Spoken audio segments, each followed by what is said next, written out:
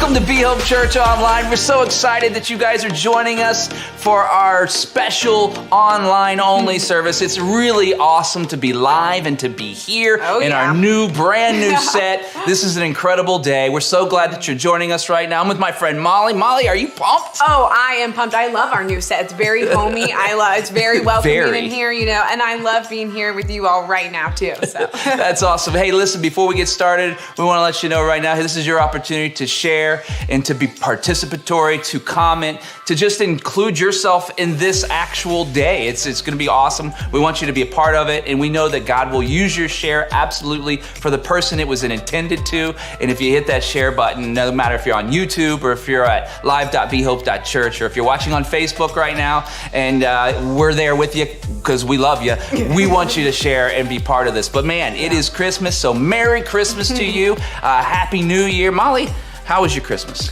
my Christmas was great. It was kind of the best Christmas ever. We did some really fun things, opened up presents, ate a lot of food. How was your Christmas? Your first married Christmas. It was. That's awesome. My Christmas was probably a little bit better than yours. Oh, okay. Because it was just incredible. It was awesome. Yeah. What'd you get? Did you get anything good? Yeah, I got a PlayStation 7 and a Xbox, whatever the new one is. Everyone else has been looking for them for months, but I got them all. I got them all. Wow. What about a Tesla? Did you get a Tesla? I got a Tesla too. Oh my word, that's fantastic. Yeah, I was very blessed this Christmas, is what we would say. I'm just joking. This isn't even live.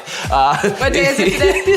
Yeah, I don't know. It's like December, I don't know. It's not live, but the cool part is we are in the chat with you right now. Mm-hmm. So say hi to me and Molly, and we'll chat with you guys. We'll let you know what we actually got for Christmas. That's all, yeah. We don't know yet, but it's coming, and so be a part of that. But man, today is a very special day.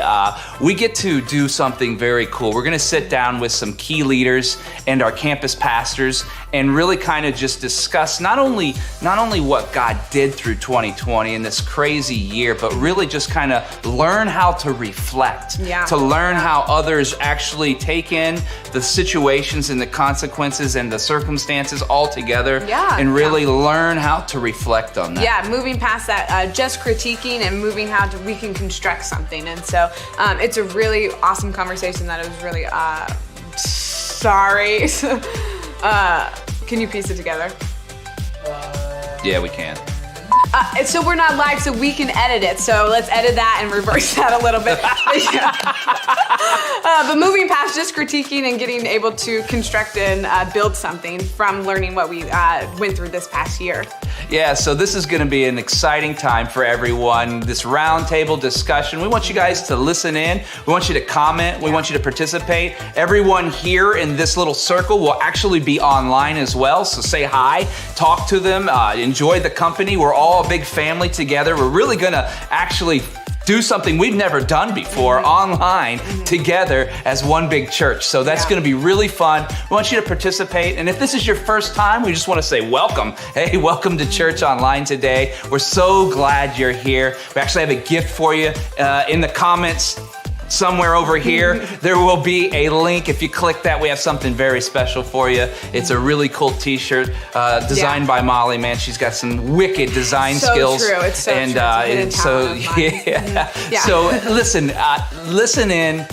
Listen to what God's calling you into today.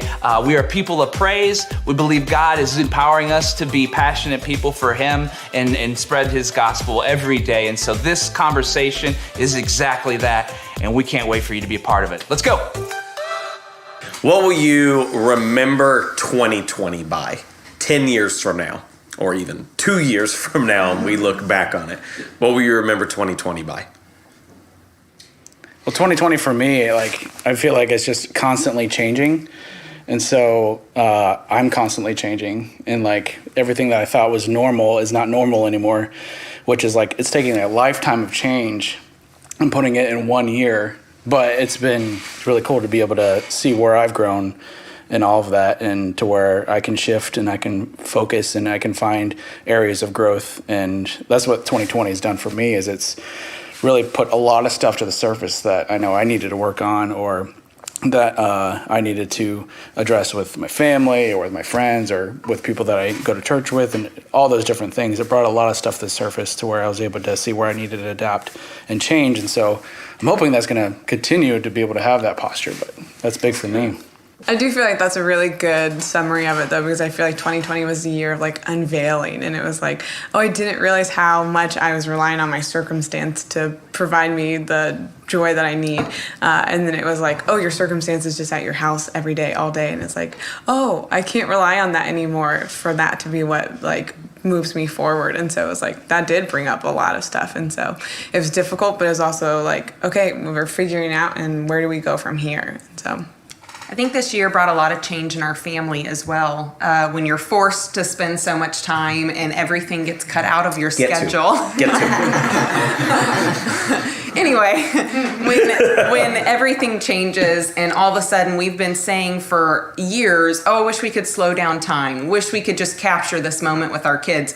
We literally did when we had nothing every evening. But it made me realize there was so much we needed to change in our family dynamic with putting devices away and talking to our kids and making sure meals are spent around the table. And it really changed, I think, our relationship with our kids, which I'm thankful for. I think 2020 was the year that we learned how to live day by day at times, especially early on in the year where it's like, not only did we do that in ministry, we had no idea what was going to be even going on the next week. Is church going to be open? Are we going to be quarantined? Are we still going to be stuck at home with our families? But at the same time, like, I think for us, for me and my wife, it taught us how to live in a different way, because we are very much schedule-oriented people and weekly rhythm people, and all the rhythms got destroyed and there were no rhythms anymore. And it's like, oh, we need to find things to do every single day and figure out how to spend quality time together, figure out what the balance of work life and home life looks like. And we got really good at cooking all of a sudden because everything was closed. But it was, in the same way, it was kind of, in a weird way, it was kind of refreshing to be able to have that time early in the year and trying to look back on that and say, hey, what are the blessings that we can pull out of this that, may never happen again in our lifetimes without those rhythms being established. I think of the piece of when you read through Exodus and God is feeding the Israelites every day. And it's like every morning it's going to be there. And then they like kind of start rebelling and do other stuff. And you're like, how could you do that? Like, he's so consistent. He's so faithful throughout it. And then you go, yeah, I don't know if I could have done that. Honestly, just to trust, like, I am literally going to exit this day with nothing and trust when I start the next day, God will give me everything I need. That was 2020. So, Robbie and Molly, so we're talking like launching different things. And no one launches a ship for the first time in the midst of a hurricane. Like we done like that. Nope. Wait. And we launched two things this year in the midst of a big old hurricane. What's that been like, launching within the midst of a storm? Yeah. I'll take that first. So, so we originally, Ironton, we were originally going to launch in February, and then we had, for other reasons than COVID, we'd pushed back a little bit to March, and then COVID hit. And so then we were very much in that territory of, we don't know what to do, what's best right now. And so we ended up launching, pushing back to June. And throughout this year, I feel like, I've described to several people that I feel like it's like you're pressing the gas and the brake at the same time, because you're constantly trying to figure out, okay, we want to do things to connect with the most people in our community, which in the church world, we would tend to go events are a way to do that. And then this year it's like, oh, but if an event's too big, then we're not, that's not a responsible move. So we want to do connecting pieces, connecting events, but in a way that is manageable, in a way that's going to prevent spread of COVID. So it's just been this constant back and forth of finding out how do we connect with the most people, but yet do it in a responsible way. And so I've shared with our team, like, I can't wait for when the season, when this season ends and we can start just pushing the gas and not forcing the brake at the same time. I think it's going to be great. Yeah. But yeah, it's just that constant, I feel like, this back and forth motion of finding balancing that tension in between. Yeah. I think even speaking to that, the lack of clarity of what is the best thing to do right now, and the answer never really came, so we just continued to move forward, and so that's what we did. And it was this piece where I was in that spot of like, well, let's just wait till it gets over. Let's just wait until it's all finished, and then you realize, oh, this is not going to finish anytime soon. So it's like the work of God will never stop and never cease, and so it's like, well, let's see what we can do to participate in that. And so the program that we launched was successful, and we had participants go through it, and we had volunteers participate in it, and it was this really eye-opening experience for myself of saying, acknowledging the fact that God never stops working. And it was there's times where it could be scary of, I don't know if this is going to go over well, I don't know if this is a smart thing to do, but it was like we had to trust into that. And so it was this huge spiritual thing while we were providing entrepreneurship services for individuals in the community. And so I think it was such a personal thing for all of our Hope Team members too, because we're very logical. Our team is just very logical. And so when you don't have that clarity, it's easy to stay stuck. And so I got to see this transformation of them pushing forward through that uncertainty and just trusting in what God has for us. And so it was this beautiful thing. And so we're just ready for the next season and ready to do whatever comes next. But yeah, it was difficult. It was difficult without that clarity. So Yeah, I think it's been really hard to figure out how to meet people where they are when you can't really be near them, because we still do have a lot of Hope Team members that may or may not be back and are kind of in different phases of their own precautionary measures. But for people we haven't seen in a long time, it's really hard to minister to them and to check in on them in some way that's more than just a phone call. In some way, it's like, hey, how are you really doing? We haven't seen you in 3 or 4 months, and I want you to know that we care about you. But at the same time, it's hard to show that because we can't go out to lunch anymore. We can't do this because a lot of things are just unsafe. And that's been a real challenge, I think, across the board this year, is just figuring out how do we meet people's spiritual needs and emotional needs as best as we can when we just can't be physically near them. Yeah. Mm-hmm. So I think that's it's an interesting thing when you look back on the year and we go, when Celebrate Recovery came back, it was massive, the amount of people who were there. Mm-hmm. And you go, of course it was. Mm-hmm. Of course, in the light of all these things going on, of course it was. Mm-hmm. And I think for me, that's been the most frustrating thing within all this, is to go, every single individual, like from day one within this, we said as a church, like, hey, we're going to use wisdom and grace, use wisdom in your own decisions, and have grace towards the decisions of others that are going to be different than yours. And everyone has such different perspectives and unique struggles within this. And some people, it's physical health, and other people, it's mental and emotional health, and other people, it's addiction. And so I think one of the hardest things within all this is to empathy is never cultivated at a distance, and we are socially distant.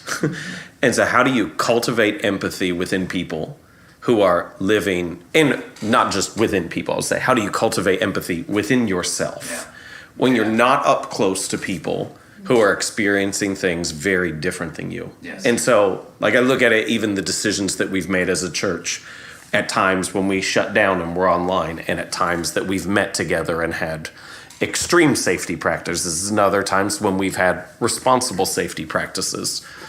And I think it's interesting because some people look at those different decisions and they see them through their perspective, their lens. I go, Bethany's aunt works for TriHealth, and she does the psychiatric referrals, and she says psychiatric referrals are up 600% this year. And we look at depression and addiction and suicide rates, and they're all up. Mm-hmm. And it is, I think the hardest thing as a church has been responding to the totality of the virus and not just the physical health piece of the virus, and going, if you're, and even within all that, we talk about like the emotional and social and physical, to go, if you're isolated physically because of your health, and are becoming more cynical, or if you're just living your life and acting like there is no virus and are becoming more cynical at those who are taking precautions, and to go, that is so dangerous. Like, it's so dangerous. And as a church, it is our obligation and responsibility to figure out responses to that. But the thing that no one seems to be talking about is we're all becoming more cynical about our fellow humanity. And that's not a good thing. Yeah. David knows what is a battle that he is meant to fight and what is a battle that he is meant to walk away from. What is a battle that if he wins, he will lose the bigger picture of what's happening. What is the battle for you that if you win it, you won't be able to do the thing that you're really called to do? What is the thing in your life that will distract you from the greater conflict of your life that you're meant to be a part of? Nehemiah gets this word that they're going to trap him. He says, so I replied by sending this message to them. I am engaged in a great work, so I can't come. There are things in your life that are going to come before you, some in the form of opportunities, some in the form of conflicts that you have no business engaging in. And this is my calling to every one of you today. Be engaged in a great work. Build something with your relationships. Build something with your gifting. Build something with your talents. Build something with the time that has been allotted to you. And as you build, distractions and discouragement are going to come. And your response is, I am engaged in a great work and I cannot come down. Highlights for 2020. Man, knowing that we didn't have any clue what we were going to do, but still doing something and still moving forward and not letting the consequence of our actions worry us. Yeah. And not letting the circumstance and situations. And so when we picked up, all the computers and all the cameras, and we moved it into a house, and we said, "This Your is house." Yeah, to my house." And we moved it there, and we said, "We're not going to stop what we do on Sundays. Any of it. It's going to be live. We're going to press a button. We're going to have a host. We're going to have we're going to have a message. We're going to have worship. People are going to be enthused. They're going to be happy. They're going to be into it, and they're going to be a people of praise. COVID cannot stop Jesus, and he showed up like never before, and it's incredible to be a part of that. And it goes throughout the line. We've seen 135 salvations as of November 1st online this whole year. God does stuff when you think you're down and out. He shows up and he makes things happen when you don't think they can happen. Waymaker's a song we sing a lot. Yeah. There it is. 2020 is God being a waymaker. It's awesome. I think too, when we begin to look back, like we forget about January and February. In February, we did this spontaneous baptism. And I remember when Kevin said, hey, we want to do this. And everyone's like, well, okay. And so we just figured it out, and it was phenomenal. And all these people came down, and then shortly after that, we shut down. I remember coming to Easter, and it was the first time we were going to do something, and people in cars, and I'm so excited. I'm like, look, there's people in cars. And it was so fun to be able to do those kinds of things, and it prepared us to press forward with people again and say, okay, we're going to do the safest that we can. So there was a mom who shared with you after Halifanawini that she said, I pulled into the parking lot and I went through the carnival and the circus and everything else, and I'm just laughing. And then she goes, and then I went a couple lanes down and I just started crying. And she said, I just realized in a moment how hard this year has been, and to go, these people expended so much effort to give my kids 10 minutes of laughter and fun, and how grateful I was that they were willing to do that. Matt, what was it like? So we launched some stuff, and we also shut some stuff. No, say it like that. Yeah, because at the time, Fairborn, things were moving. We knew what needed to stay the same, and we knew some things that needed to change. And then the pandemic really eliminated our ability to change what needed to change. And ultimately, we just kind of felt like, hey, let's quit knocking our heads against the ceiling and let's do something else. So what was that like? Well, that was a lot of fun, just to kind of realize, we felt like at the start of it, we decided to end the lease, and we felt like that was the right decision to make, to be good stewards with what we were doing. And we had that excitement of getting into the school district. All those different things were going on. And so we had this excitement going on, and then the COVID just drew on and on and on and on. People call it the COVID. The COVID. The COVID. And, we're still in it today, too. And so, with everybody that was coming to Fairborn, we had that momentum.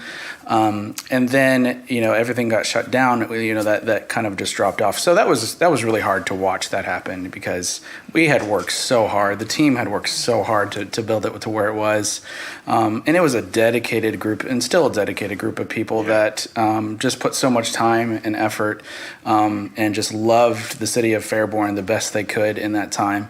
But I'm just so proud that, we were at a point where we weren't meeting, and we were trying to come back, and we had concerns with a group of people that were in our group that were higher risk, and they said, we still want to get together. And so they said, well, how are we going to do that? And they figured, let's go to the park. And they just totally took it upon themselves to do whatever they could just to get people together again, and to be able to worship and to be able to be hope in Fairborn at the same time. And so to see all the things that happened throughout that, it's really hard to see that that piece where people can tap into that unleashing that hope in Fairborn, but they can still unleash hope wherever they are. Yeah. But the best part was to be able to see people grow, people lead, and be able to say that they did this. We were closing up and leaving the place where we were in the shopping center, and there's a guy out there that was standing out there. He was we're pretty sure he was homeless, and his name was Clinton.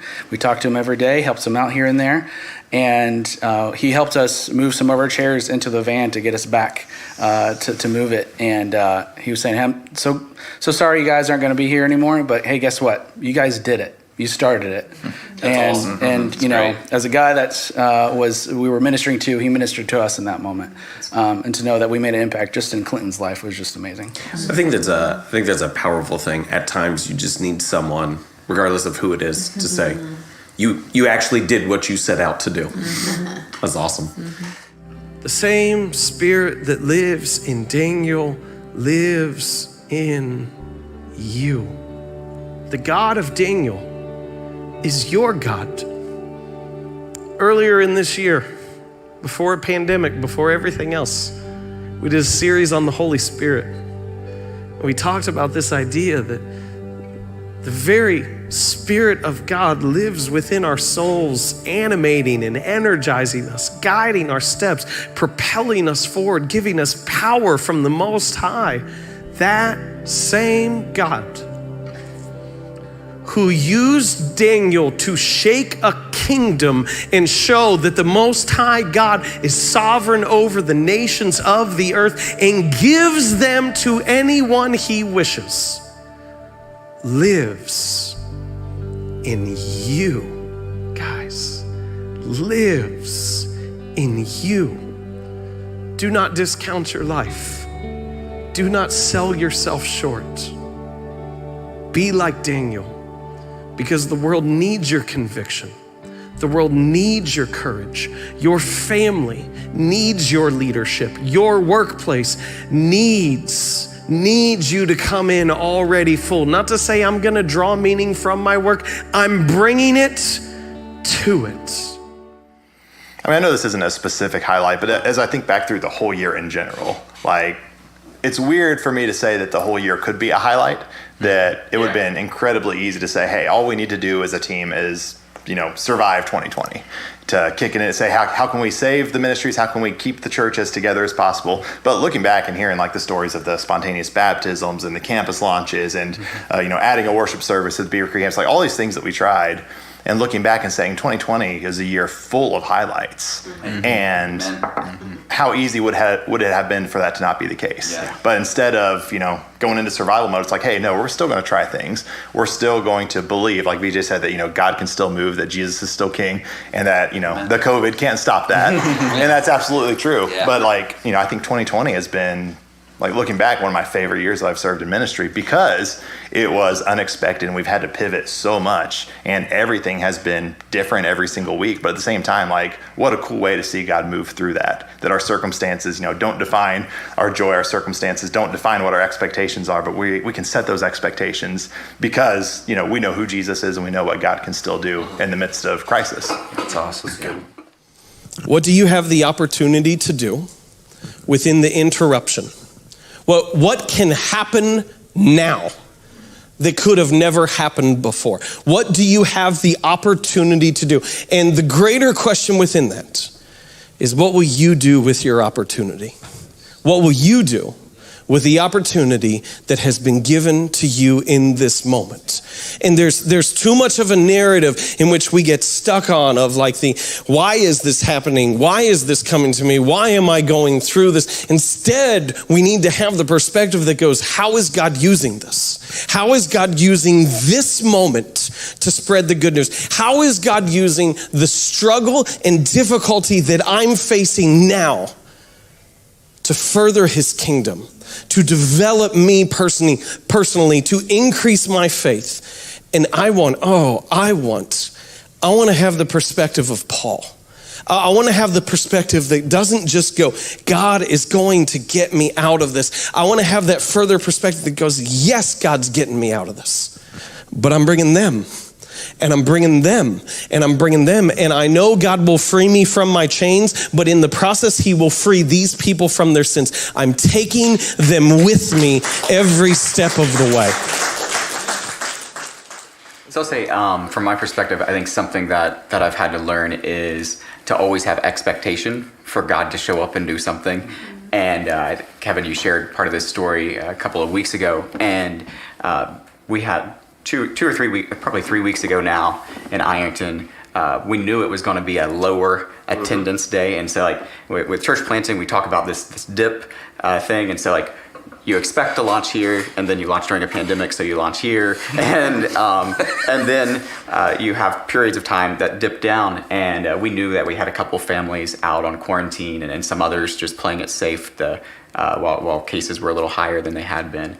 And so I will say, like, from myself, expectation for that Sunday was low. Like, not sure how great of a Sunday this is going to be. This might just be a maintenance Sunday. Yep. Just get through it, and the next week. That's the hidden truth within church. Yes. Maintenance Sunday. We're just getting through it. And it happens. So I admit that was probably my approach to that Sunday, and then that was the Sunday that we shared about Sabrina showing up on our park bench out front, and someone who just was having some struggle in life, and our conversation started with basically this idea of how she couldn't really accept church or faith because she was a person of science, not of faith. And so we get going in this discussion and for about 20 minutes. And then I had to go in for rally before service, and someone else took over. Chelsea did a great job talking with Sabrina for a while. And Sabrina gained the courage to decided she was going to join us for a Sunday service. So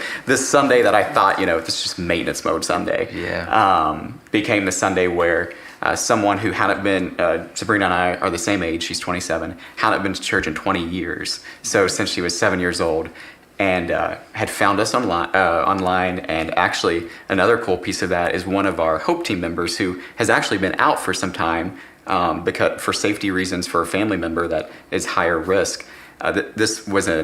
She had invited Sabrina before, so she was coming by an invite of someone who actually isn't there right now for safety reasons. Yeah. And then we have this long conversation about faith afterwards. She ends up joining us for lunch, and what I thought was going to be a long journey of accepting faith.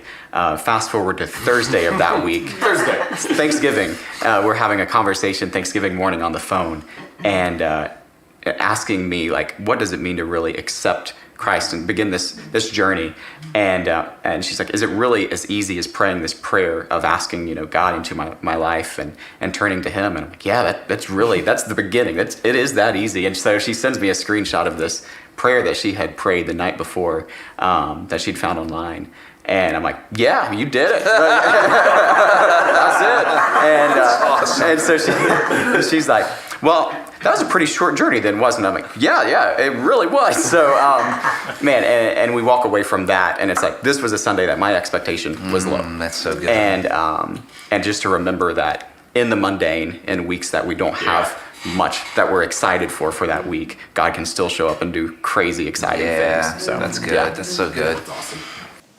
I think this year I've learned so much about fear, and I think I'm very go with the flow. I always have been. Kevin's type A. I am very, very type B. And so I didn't think any of this was going to affect me personally. I thought, no big deal, we're going to be home.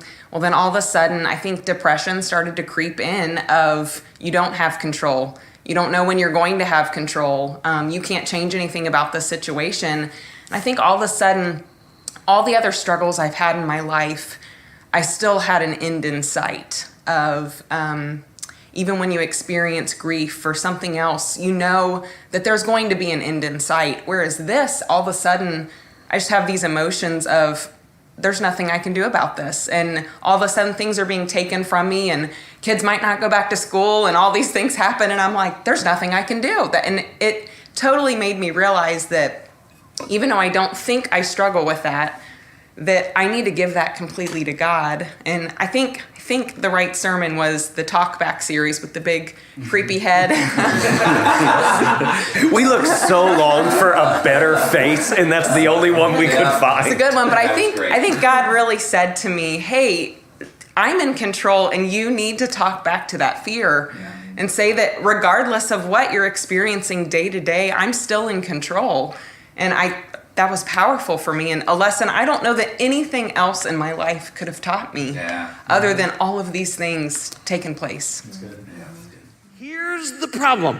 The thought comes into your head and you listen to the thought and you say, come on, thought, you must be right. You must be true. You must be here for a reason. He goes, no, our unhappiness is because we're listening to every thought. And it is time that we started talking back to the thoughts. Paul says it like this: we take them captive and we make them submissive to the work of Christ. That's like FBI stuff for your brain, okay? You take it captive and you make it submissive because we need to talk to ourselves. We started the year off with the 21 days of prayer and fasting, and that's going to happen again on January 4th of this year. And to your point, all of the things that everybody said, to expect, to know that God's a way maker, to know he's using the Hope team, to know that Empower passionate people, no matter what campus they are, that this is the start of what God is doing. It's not, we get to be a part of it. God's going to do something incredible. It's going to be amazing, and we're expecting to see what it is. And so 2021, watch out, because God's coming, and we get to follow his coattails into it. And so I can't wait to see what he's going to do.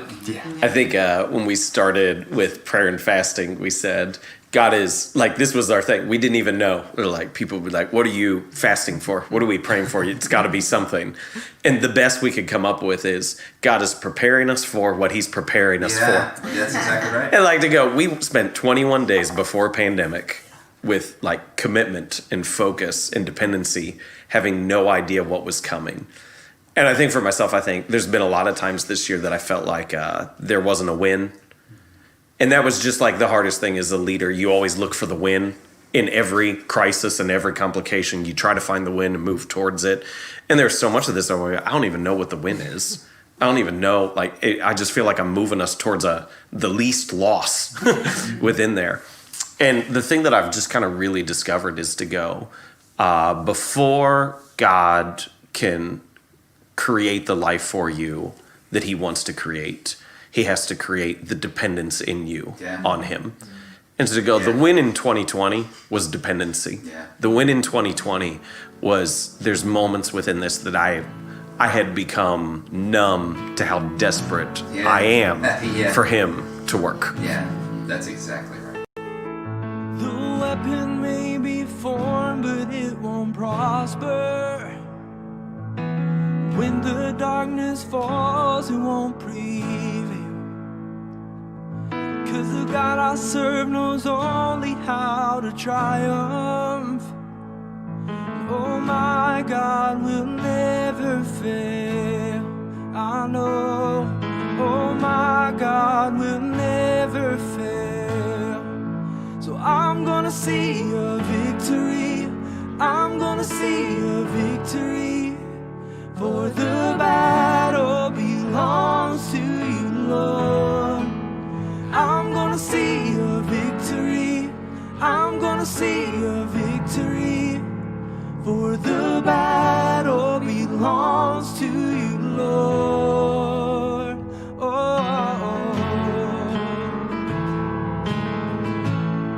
Thank you, Jesus. Thank you, Lord. There's power in the mighty name of Jesus. Every war he wages, he will win.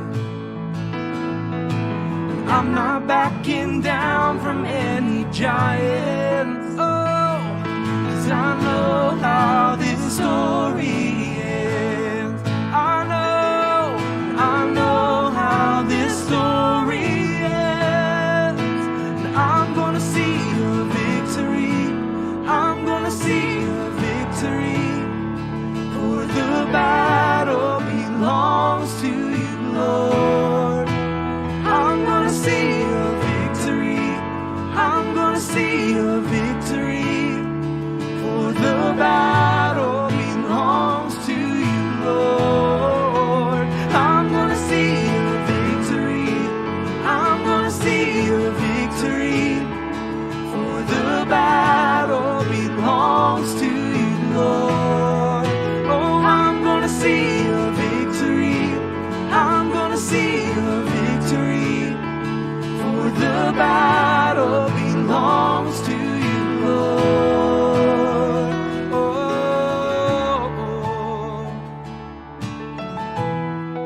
Gonna worship my way through this battle. Oh, I know you're faithful, Jesus, Lord. You take what the enemy meant for evil, and you turn it for good. You turn it for good. I know that you take what the enemy meant for evil, and you turn it for good. You turn it for good. Lift your voice and say, you take what the enemy meant for evil, and you turn it for good.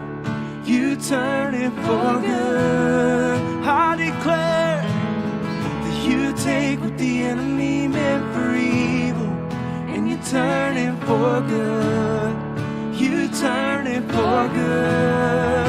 Oh, you take what the enemy meant for evil, and you turn it for good. You turn it for good. You take what the enemy meant for evil, and you turn it for good. You turn it for good. Oh, I'm gonna see a victory. For the battle belongs to you, Lord. And I'm gonna see a victory.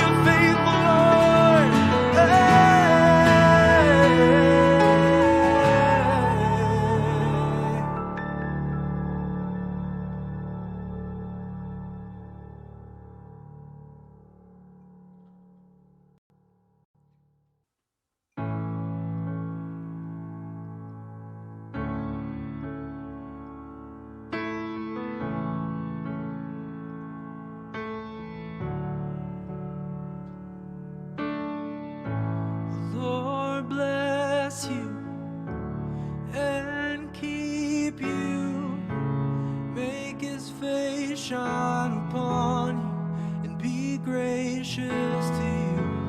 Lord, turn his face toward you and give you peace. Amen, amen. Amen.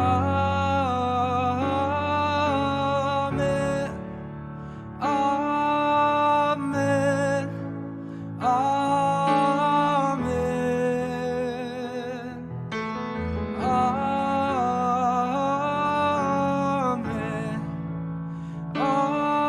Amen.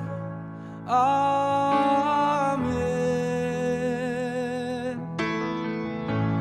The Lord bless you and keep you. Make his face shine upon you and be gracious to you. Lord, turn his face toward you and give you peace. Amen, amen. Amen. Amen. Amen.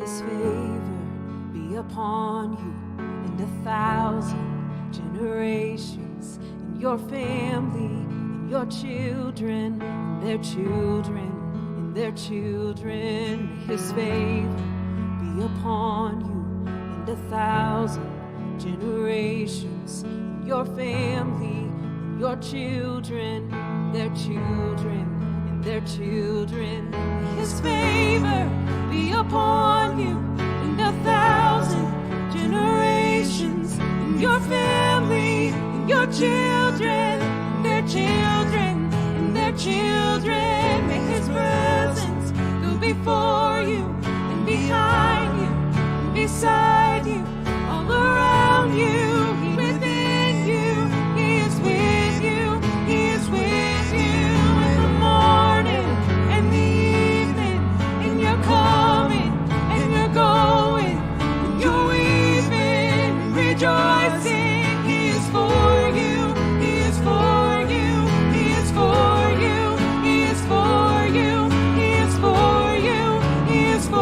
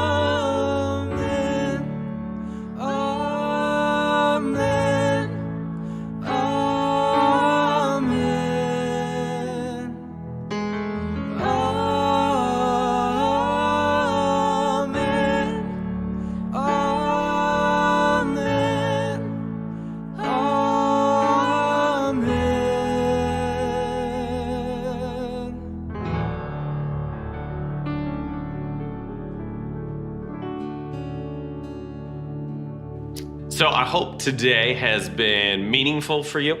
I hope today has been helpful to you in some ways. When we talked about this week, we just said, hey, we want to have a chance to have a conversation, to talk about how God has worked in the midst of difficulty, how God has moved just within us in the midst of difficulty.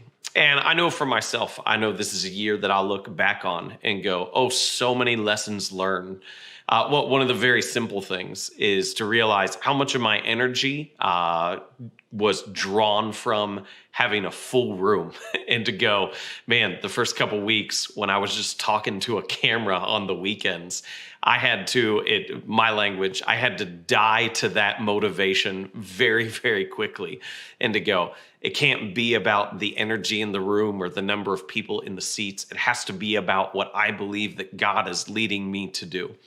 And so I hope that maybe from some of all of this, you can take that in your own life and to go, man, this was a season of preparation. And not every season in our lives is a season of harvest. Some of them is how God is working on the front end so we can receive what he has for us on the back end. But it begins with this. It begins with a confession of dependency on God, how he's leading and how he's moving. And so I want to invite you, even though we're online only today, even though we're all in homes and different places, I want to invite you, if you've never accepted Jesus to be Lord of your life, and it's as simple as going, hey, I know something's missing. I know something's off. And I know God is the answer to that. And there are thousands of questions that you will still have. You do not have to get all your questions answered, because the truth that I have found in my own life is this, is you will never get all of your questions answered. And that's where faith comes in.